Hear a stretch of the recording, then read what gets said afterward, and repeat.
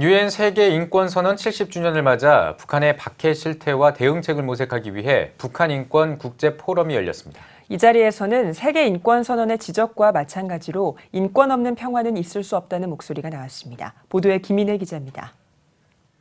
1997년 중국으로 탈출했던 이영주 씨는 브로커에 의해 인신매매당해 강제 결혼까지 했던 사연을 털어놨습니다.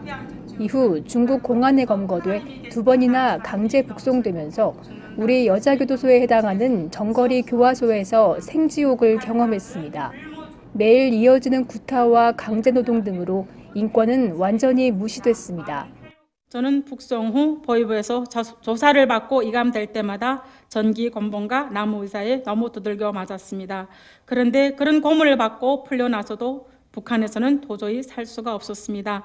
다시 탈북하여 중국에 있는 남편과 딸이 있는 곳으로 가야 했습니다. 세계 인권의 날인 지난 10일 열린 국제 포럼에서도 북한 인권 실태에 대한 거센 비판이 나왔습니다. 북한인권위원회 그레그 스칼라투 사무총장은 북한의 정치범 관리소 등 불법 구금시설에서 자행되고 있는 심각한 인권 침해는 반인륜, 반인도 범죄라고 목소리를 높였습니다. 그러면서 북한 인권 실태에 대한 계속적인 조사와 유엔 총회에서 인권 결의안 채택의 필요성을 강조했습니다.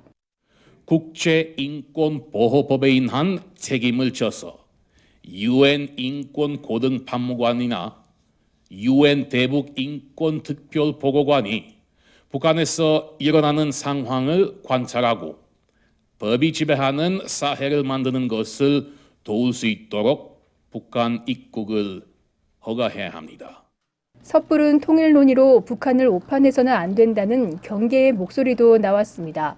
세계기독연대 벤 로지스 동아시아 팀장은 올해는 세계인권선언 70주년이 되는 해지만 북한 인권 상황은 여전히 심각하고 김정은 집권 후 오히려 악화됐다고 지적했습니다. 이어 북한 인권 문제는 인류의 보편적 가치의 문제라며 북한 주민들의 사고와 양심, 그리고 종교의 진정한 자유를 보호하는 것이 한반도의 평화적인 통일을 이루는 데 있어서 필수 과제라고 강조했습니다. Human rights and denuclearization should be equal priorities.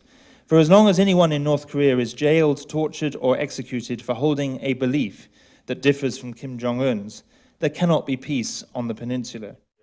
한편 북한 인권 국제 포럼을 주최한 북한 정의연대 등 북한 인권 단체들은 북한 인권 실태를 시민들에게 알리는 자카르 코리아 대회를 오는 15일까지 진행할 계획입니다. CTS 뉴스 김인혜입니다.